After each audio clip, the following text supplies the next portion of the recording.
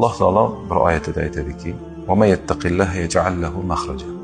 Kim Allohdan taqvo qilsa, Alloh unga har qanday qiyinchilikdan chiqib ketish yo'lini ko'rsatadi. Va yarzuqhu min haythu la yahtasib, va o'ylamagan joydan rizqlantirib qo'yadi deydi. Va may yatawakkal 'alallohi fa huwa hasbuh. Kim Allohga tavakkul qilsa, Alloh unga kifoya qiladi. Mana shu oyat tavakkulga insonni da'vat qiladigan eng buyuk oyatlardan bittasi. Mana qarang, o'zingiz o'ylang. Inson harom yo'ldan bir umr pul topib kelsa-yu, Alloh shu haromdan bo'lsa ham uni rizqlantirib, yedirib kelayotgan bo'lsa-yu, endi men tavba qildim, bo'ldi.